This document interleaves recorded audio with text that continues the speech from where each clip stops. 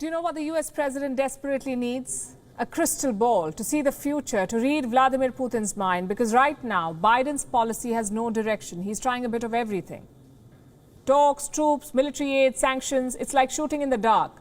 There is only one constant in Biden's strategy. He doesn't want to dirty his hands. In other words, Joe Biden will not send American soldiers into Ukraine. This was the big question on everyone's mind. Would America directly fight Russia? On Tuesday, Biden clarified his position. This is Ukraine's war, he said. America will cheer from the sidelines, but it will not get involved directly. Just to be clear, there is no intention or interest or desire by the president to send troops to Ukraine. NATO is a forum to support our eastern flank partners and countries, and that's what the focus has been on. What does this mean for Ukraine? If Russia invades, they will have to do the fighting. No NATO air support, no NATO battalions. It's all on them. So this just turned from a tag team contest into a one-on-one. Ukraine will have Western weapons, but no Western soldiers. Is this a green light for Putin to invade? After all, if NATO sits out, it's a no contest. Ukraine may resist for a while, but alone it cannot defeat the Russians. So what is Joe Biden's plan here? A strategy as old as ancient Greece. Economic sanctions, he says. They come in various forms: embargoes, asset freeze, blockades, denial of visas, many types, but the same objective: to cripple your rival's economy. Joe Biden plans to do the same with Russia. If Putin invades, he is threatening to impose severe economic sanctions, not just on the Russian economy, but on Vladimir Putin himself. I made it clear to early on to President Putin that if he were to move into Ukraine, that there'd be severe consequences, including significant economic sanctions. Would you ever see yourself personally sanctioning him if he did invade Ukraine? Yes. You would? I would see that. I know it sounds dramatic, but sanctioning Putin is a publicity stunt.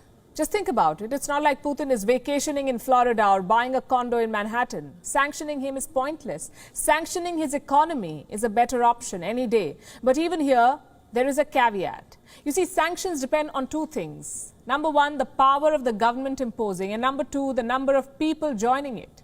In 2014, the West tried imposing sanctions on Russia. This was after the annexation of Crimea. Russian banks, oil companies, everything was sanctioned. More than 7 years later, what have those sanctions achieved? Nothing. We're on the brink of another Russian invasion. So this time, Biden is upping the ante. He's talking about sanctions that the world, quote unquote, has never seen before. It sounds great, but the fact is, Joe Biden cannot impose them alone. He needs American companies on board. He needs his European allies on board. The problem is, neither is enthusiastic. US companies are asking Joe Biden to tone down the rhetoric.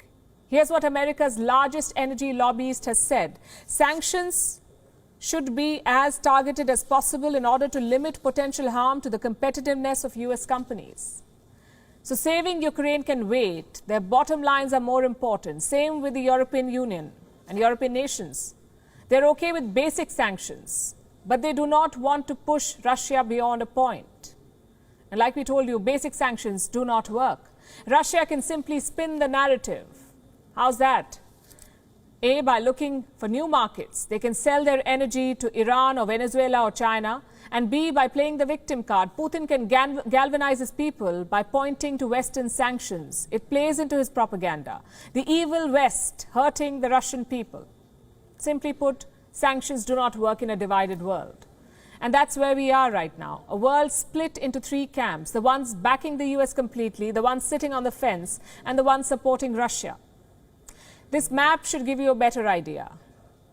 These countries are America's die-hard backers: Canada, Britain, Denmark, Poland, and the Baltic states, Estonia, Latvia, and Lithuania. They are ready for extreme sanctions. On the other hand, these countries are supporting Russia. China, Iran, Venezuela, Belarus, and North Korea. These states do not care about Western sanctions, so they will keep trading with Russia. And finally, we have the undecided: Germany, Italy, Spain, France, Hungary, and Turkey. They want sanctions, but minor ones, nothing that will hurt their economies. So you have two factors working against sanctions: a profit-hungry corporate world and a divided Europe. And this is exactly why sanctions fail. I can give you multiple examples. Iran has been under sanctions since 1979. North Korea since the 1950s. I'm not saying these countries are flourishing. I'm saying those sanctions have failed. Both nations are building their nuclear arsenal. As I said, unity is key to any sanction, and right now the West is a divided bloc. WION is now available in your country. Download the app now and get all the news on the move.